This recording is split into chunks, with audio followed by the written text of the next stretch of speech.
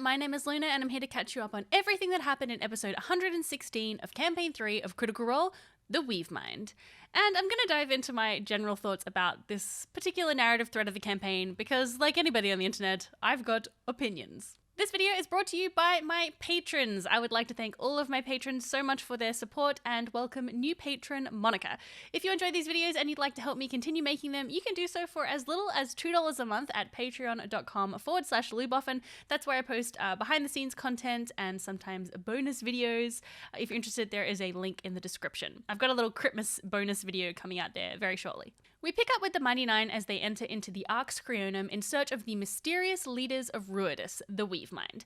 As they do so, Bo and Yasha lay into Veth about her trying to electrocute Bo. New rule. Let's not try to kill each other while we're fighting all of this bad stuff, okay? If that rule was in effect before, I would have followed it, but it was just put into effect right now. Bo then bets Veth 100 gold that she will kill more Weave Mind people than her, a bet that Veth happily agrees to, and the pair continue to bigger all episode long and place increasingly sillier bets on the outcomes of dice rolls. The group decide to try and avoid combat as much as possible until they find the Weave Mind, planning to use the seeming spell Caleb cast last episode that makes them look like Rylorans as a means of infiltration.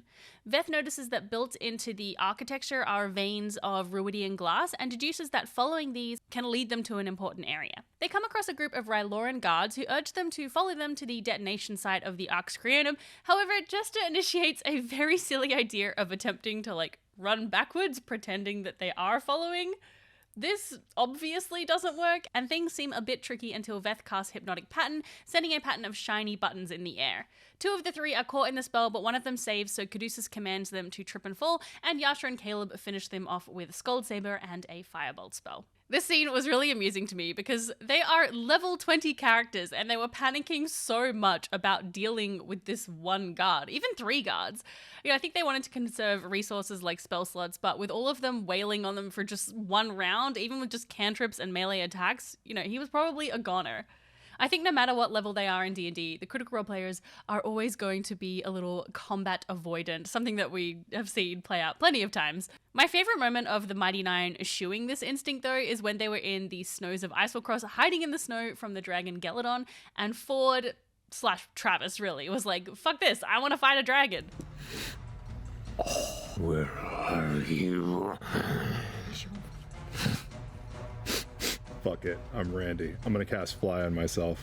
Oh my god. And I'm gonna move away from where everybody is in the ground. Really? Yeah. All right. That was fun. You can often count on Travis to push the shiny red button. They continue on with Veth following the Ruidian glass veins. As she passes them, she feels a buzzing in her mind and sees... You're standing in the hallway with your friends, but there's almost like a ghostly image of a figure kind of drifting in the air not far from you. It seems to be searching, almost like it's sensed itself and is pushing itself to apparate and look throughout this space. This looks like a floating Ryloran, but it is long and stretched, and it's adorned in dense robes that dangle and flow beneath it. It seems to just glide through the air. A massive armored mantle and headpiece. It looks ceremonial and functional together with a strange constructed series of symbols and designs, both on the helmet and from a backward plate that rises up past its shoulders. And it just kind of ghostly drifts there for a second, kind of reaching out to try and connect with your mind. We get a clue here that becomes important later. The Weave Mind are using the Ruidian glass as a focus or a conduit for their powers, something that Vox Machina saw in the battle at the Malleus Keep when the Weave Mind projected themselves through those big glass orbs atop the battle towers. However, this isn't something that the Mighty Nine is necessarily aware of, and also may not even have happened yet, given that these are sort of happening at the same time. As they continue forward, they encounter feline-like creatures with armored skin, and instead of a head, just a mouth at the torso. Ugh, I hate it. These creatures run towards the group, but Bo throws out some ball bearings, tripping them up and sending them skidding down the hallway, allowing the Mighty Nine to continue. Ball bearings, they're just so useful. They head up some stairs and come to a broken section of the Arx Creonum, giving them a view of the battle taking place between the Weave Mind's forces and the Volition. As they are looking out, another explosion begins to collapse the building around them, and Caduceus loses his footing and falls over the side. He manages to catch the edge, and Caleb uses telekinesis to safely bring him back to the group. The buzzing feeling in their mind grows stronger and stronger, and they can see in the peripheral of their mind's eye the weave mind searching and searching. Caleb and Yasha, though, are unaffected thanks to the mind blank spell that Caleb cast earlier. It grants immunity to psychic damage and protects their minds from psychic intrusion. Veth becomes spooked by the weave mind's searching, so she casts Intellect Fortress on herself, which gives her resistance to psychic damage and advantage on intelligence, wisdom, and charisma saving throws. Both of those spells come in very handy in the fight to come. Caleb takes the lead as they move further into the Prime Pillar, but with a natural 1, he ends up leading them to a dead end, a stone door hanging off its hinges at the end of a hallway. Beyond the door are a dozen flying creatures, kind of orb-like, with red armored skin, a large glowing eye, and rows of teeth. They begin to swarm at the 9, so they turn tail, and Caleb uses telekinesis to block the hallway with rubble. Ford takes the lead this time in navigating the structure, and with a 34, gets them back on track. The weave mind's shadows become more and more present, and they arrive in an antechamber with a relief on the ceiling depicting a celestial calendar that tracks time using the positions of Catha and Exandria in the sky.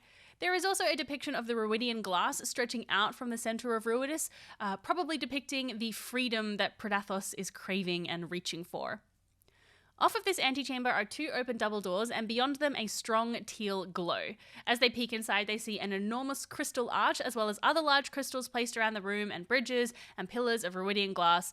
You know, it's clear that they've arrived, and it's party time. Ford casts See Invisibility with his sword Star Razor, with a little guidance butt pinch from Jester, and he spots 2 weave minds concentrating on the crystals, seemingly channeling or controlling something through them, probably the battlefield at the Malleus Keep.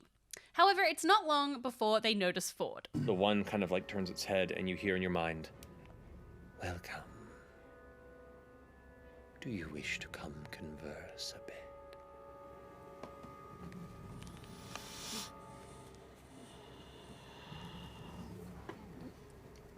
They are talking to me. In my mind. Ford tells them to step on outside, but as a third one appears, they begin to psychically pull him into the room. Caleb holds onto him with telekinesis, but Ford uses Fast Step, basically like a Misty Step, to teleport into the room to converse. Ford says that they're here because the Weave Mind's forces are in Exandria, and he asks them if they want Predathos to be freed. They say they want to lead their people to freedom and that they will have the Blue Dream. Caduceus challenges them, saying that they don't even know what Exandria is, and they're just going to leave it in ruins. And Jester says that they have the wrong impression of Exandrian because the first one that they met was Ludinus. The Weave Mind declare that Ludinus is serving his purpose, clearly believing that they are in control of him, just as Ludinus clearly believes he is in control of them. Classic. They have enough of the conversation and invite the Mighty Nine to sit down and enjoy the show, or they'll send them back from where they came. There's no chairs in here. So I guess we have only one choice. Put it in the trailer. With that, the fight begins. Can we get a little commotion for the map? The maps really are just getting better and better all the time, and this one was massive. In the cooldown, Matt talked about how it was so big that they couldn't actually fit it through the door, and he had to send everyone out so that he could rebuild it on the set. Matt also explained in the cooldown that the metal ring was a portal that the Weave Mind could have used to shunt them back to Exandria, so Travis was right. SG1 holds a very special place in my heart. One day I'm going to play that TTRPG, mainly just so I can meet my favorite character. I'm an Air Force officer just like you are, Colonel. And just because my reproductive organs are on the inside instead of the outside, doesn't mean I can't handle whatever you can handle. Captain Samantha Carter, the woman that you are. This was a really interesting fight because the Mighty Nine had 2 facets to contend with, the Weave Mind and the crystals around the room. There were 3 kinds of Weave Mind: manipulators, who had the abilities Horrid Puppet, an ability that they never actually succeeded in using, but if they had, it would have given them control over one of the PCs and they could force them to attack their allies. The manipulators also used telekinetic blasts to push the characters around, and Psychic Tempest, which did psychic damage and removed a character's reactions, just for 1 round. There were Ego Hunters, who could use mental evisceration to cause psychic damage and inflict the condition Sluggish, which reduced a PC's speed and only allowed them to do either an action or a bonus action. It's kind of similar to the effects of the Slow spell, though not all of them. The Ego Hunters also had the ability Gouge Ether, which did force damage and caused the loss of spell slots. The last kind of Weave Mind was a single sense render that could blind the PCs with the ability Divide Cognition and dispel spells with Rend Arcana. As well as having these individual abilities, the Weavemind were all connected and could do some nasty stuff as a group. Damage dealt to them was split amongst them, making it a lot harder for the 9 to sort of pin one down and just take it out individually. And they could also triangulate an ability called Entropic Storm off of 3 of them, giving them like a really large range on the battlefield. That ability did about 50 psychic damage and caused levels of exhaustion. Probably one of the most problematic abilities of the Weavemind was their ability to remain invisible, making it almost impossible for anyone except for Ford to engage with them.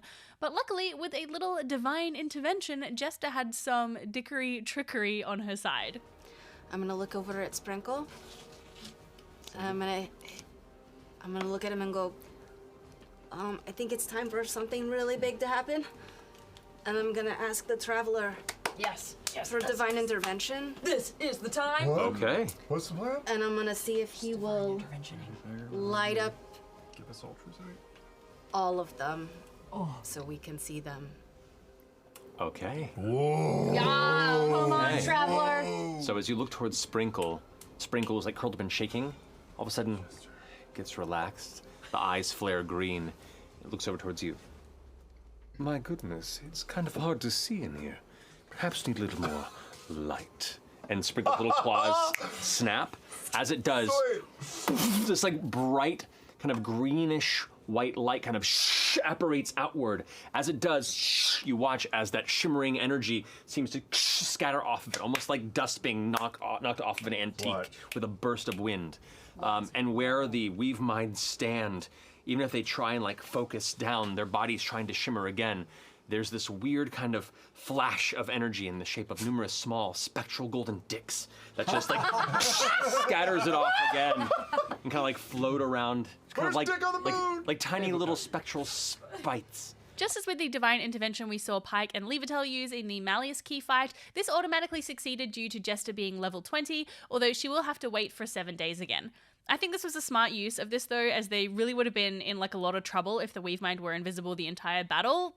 That would have been almost impossible. It's pretty incredible that Jester's belief in the Traveler is enough to give him the power to grant her a divine intervention, because, you know, the Traveler isn't a god himself, he's just a very chaotic archfey. The Weavemind were also enhanced by the crystals around the room, which they used to channel lair actions which were activated if the PCs were in range of a crystal, like Drain Prowess, which reduced the damage of weapon attacks, Psychic Pressure, which halved their movement, and something called Drain Nerve, which, correct me if I'm wrong, but I believe we never actually saw the effects of it in the battle because the battle was over before it went off, I think. The crystals also granted the Weavemind temporary hit points each round, and is what allowed them to spread their damage between them, which was demonstrated once a few of the crystals had been destroyed and one of the members of the Weavemind wasn't in range of one. As your blow strikes, it takes the hit.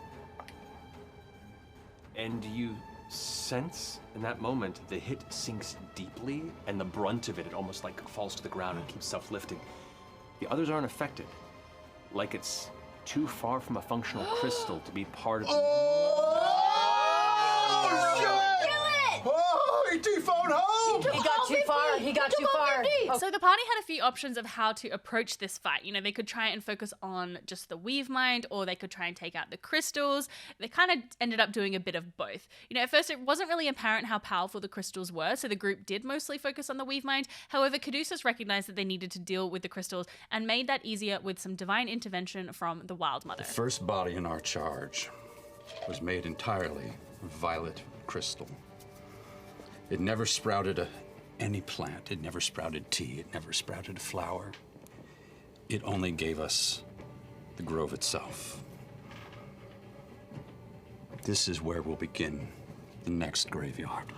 This divine intervention imposed damage vulnerability on the crystals for the first hit for 1 round, something that unfortunately not everyone in the party realized. I think some of the players thought that they didn't have that 1 round time limit, but even still, they still managed to take a few of them out and cause some damage, and Yasha finished off the large crystal arch that was granting them the vision of the battlefield on Exandria. As they took out more and more of these crystals, the Weavemind's abilities began to diminish. How do you want to do? All of them take the impact, so you do sense that they are reconnected in this kind of psychic network that binds them, but this one took such a heavy hit outside of it that this was just enough to finish it. So they all took 10 damage from that, divided, but it had less than 10 hit points at the end. Collective sorrow.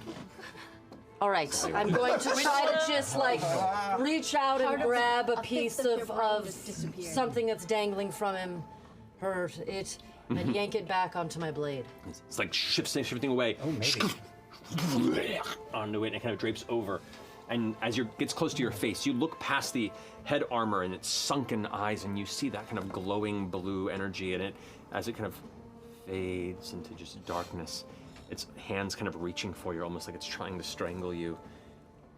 And you watch as its fingers just immediately crumble into dust, like it immediately powders beneath the armor.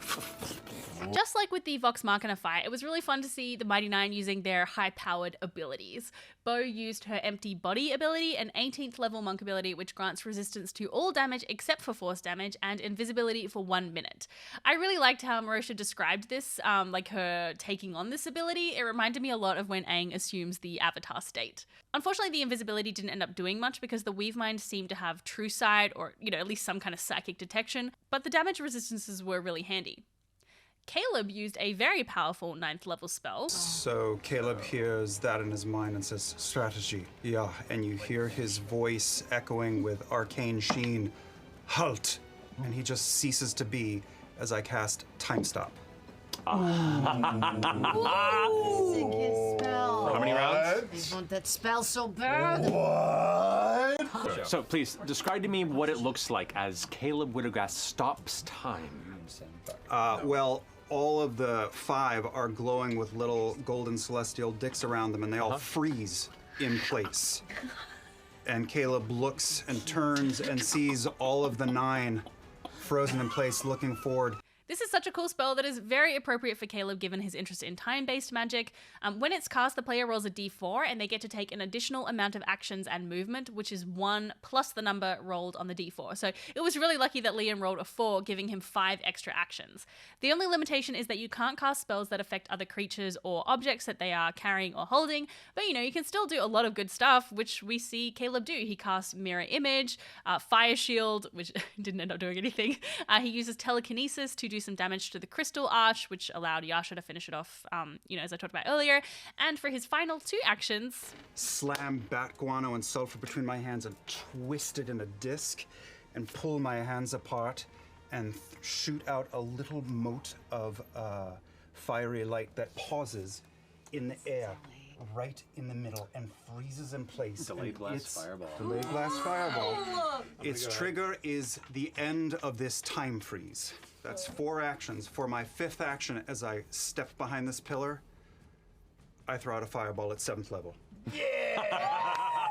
Wait, so you're double fireballing? Yes. Damn! Hell yes, level 20 wizards are so badass. The answer, it's just always fireball. It's just always more fireballs. Jester did some high-powered healing, very out of character for her, but she used Mass Heal, which is another 9th level spell that grants 700 points of healing, doled out however the caster wishes, so she heals up everyone. Well, everyone except for Ford. Great. There you go. Wait, What? you're not within You're 30 not feet of within me, 30 feet, Fordy. Sorry. Listen, Mr. Bachelor Party, Mr. Always saying, yeah, I'm single again. Maybe it's coming back to haunt you. Co-bachelor-bachelorette party. Of course, as we saw in the Vox Machina fight, the Weave Mind have the feature Dampen Divinity, which halves healing, but 350 points is still plenty to go around. And Veth showed off one of her 14th level abilities, Blind Sense. I'm blind right now. I got 300 that I can still score a hit while blind. Deal. Okay. I will attack him with advantage. All right, you have disadvantage because you're blind. But so I it's just don't because he's within 10 feet of me, and I can see anything within 10 feet of me. Nice! Ranged attack. That is... Ranged attack is what I thought you meant. You bitch. This is... plus 9, 21? That hits. Okay. Yes! Silvery barb!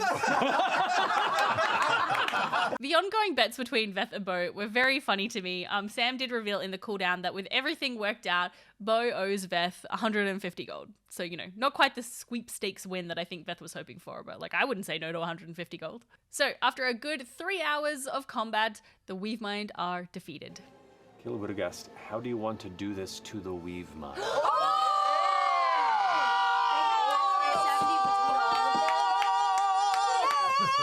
Oh my god! Tree of life I found. As they're all the ones that were like currently still trying to push through the physical binds of having their spiritual energy tangled by Beauregard's blows earlier, their minds are trying to push into the core of what makes you yourselves, to unravel the very center of the mystery of your humanity. And their vengeful hatred itself burns so strongly in your minds that you see, even though you've only really known them for a moment, the lengths of their tyranny, the unstoppable boundaries to their self-obsession, and their need to persist and conquer forever. And knowing that you are just stepping stones to that end once they took Exandria for themselves. You narrow your spell. Caleb takes that swig of the potion, looks around at the Mighty Nine, and at these weave mind who are glowing and frozen on the ground, and looks at his friends and sees their good work, says, set him up and knock him down. And the ray just burns along the ground up the center of the prone weave mind, and just the disintegration starts from the center out, and the remaining weave mind all mirror that, evaporating from their center up to their head and their feet. All right, now we come to the opinions portion of the video, because, yeah, I feel like I have a lot of thoughts about this battle, but, well, more so actually about the weave mind narrative thread of, like, the story in general. Because this fight was really fun to watch. You know, I thought the mechanics of the connected weave mind was really cool, and actually, I'm planning on basically ripping it off for a battle that I have coming up in my home game, which I can do because none of my players watch Critical Role, so it's like, yes, I am the DM genius. I loved the map, and the Weavemind minis were so cool. I've been checking the socials of the mini designer, Tyler Walpole. I'm hoping that he'll post the concept art for them because I really want to see, like, closer up. I don't know, I just also love the music. You know, it sounded like they had some new songs in there that really suited the spookic, psychic nature of the fight. And yeah, it was a lot of fun. I really have no issue with this fight as a standalone thing. But once it ended, narratively, I don't know, it felt like a bit of a letdown. You know, the Weavemind were really built up as these scary dictators that had, like, enormous amounts of control over the Ruidian population. We've heard about them implanting things into Ruidians, you know, to give them control over their bodies and to psychically project into the minds of the population. We've heard about them genetically altering the physical forms of Ruidians and creatures that live on the moon. They've imposed their will through the Imperium and development of Aeorian-like technologies in conjunction with lewdness. They terraformed Exandria with their psychic abilities. They've destroyed and modified historical records like those of the Bormodo and, you know, controlling the flares of Ruidus itself, which put the entire population of the moon into a dreamlike trance. But this is the thing. We've heard that they did those things, but I feel like we never really saw them do most of those things. You know, we did see some, and we've seen hints of them. But I feel like we never really got to fully grasp the extent of the Weavemind's power. You know, we did see some of their abilities in the battle with Vox Machina, and of course in this episode with the Mighty Nine, but I just feel like we never really got to learn much about them or their history, you know, or see what they did, like, day to day. You know, we did get a glimpse of things from Belzhel's time in the village Razora, but I don't know, I think in general, I'm just hungry for more information about the Weavemind, and it feels like they're gone now, and we still don't know really anything about them. In an ideal world, I would have loved for the Mighty Nine to have had more time exploring the Arx Creonum, just as they explored Aeor, you know, discovering the Weavemind's labs and maybe finding documents or histories explaining more about their past. Like, I want to know who they were before they became the Weavemind. You know, maybe records of correspondence between the Weavemind and Ludinus, stuff that would build some, like, dread and anticipation for the fight, and also provide some information about Predathos and the Weavemind's connection to it. This episode felt like a Weavemind any percent speedrun. You know, the Mighty Nine literally did run through the Arx Creonum with very little to stand in their way. And, you know, above table, the reason that they did that is because they only wanted to do these 2 episodes with the Mighty Nine. So I totally get that. There wasn't really time for anything else. But it just left me wanting so much more. The Mighty Nine didn't even really know much about the Weavemind, and it just didn't feel as victorious to me as when Vox Machina, like, freed Vax. You know, that had some emotional weight to it and some stakes because the life of their friend was on the line. But it felt like there weren't really any stakes at all to this Weavemind fight. You know, it's really hard to permanently kill level 20 characters. Not to mention that they've already sold out a live show with the Mighty Nine next year. So, you know, already there is an expectation before we even begin the fight that that everyone is going to make it. I mean, I suppose only Jester and Ford would have to make it. But yeah, like, it doesn't feel like there's really that threat of death. And I think when there's no threat of death, which often there isn't in D&D games, like being realistic, if you had, every single fight was super duper deadly, some games are fun like that. But I think in general, the characters are the heroes of the story, right? So they do need to persevere. So I don't think that death is, the only stakes. I think there needs to be other stakes to give it that kind of weight. But because the Mighty Nine had no connection to the Weave Mind, it just didn't feel like they had anything to lose. I almost wonder if it would have been better to have the Mighty Nine fight Lewdness and have Bell's Hells take on the Weave Mind. The Mighty Nine have history with Lewdness, and Bell's Hells have more knowledge of the Weave Mind and have spent time on Ruidus.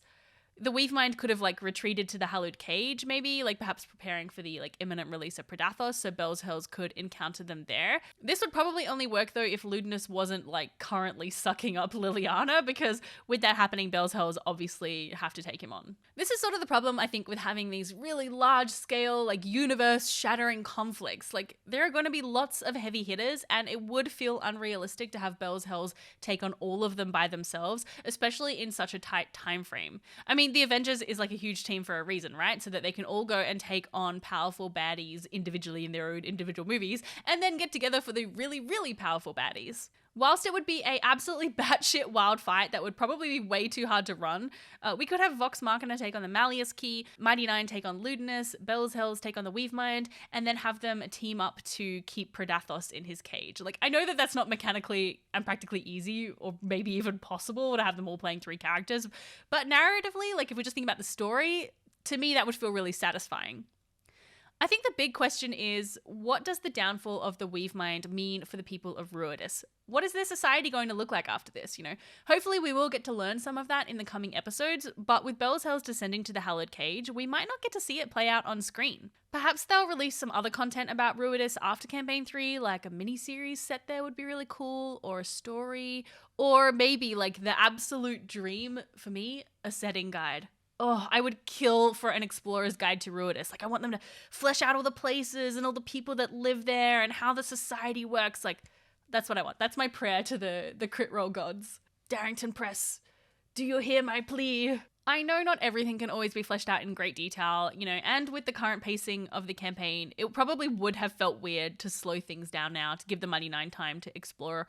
But I don't know, those are just my overall thoughts about the Weave Mind story. I'd love to hear what you think though in the comments. Am I being too hard on them, or do you two yearn for just some more information? Please let me know.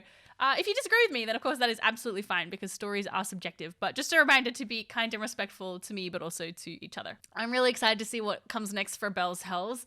Because of the Daggerheart Christmas show, there are actually only 2 Bell's Hells episodes left for the year, which I think is probably not enough time to wrap up the campaign. So my prediction that we would wrap up by the end of the year in this video is probably wrong.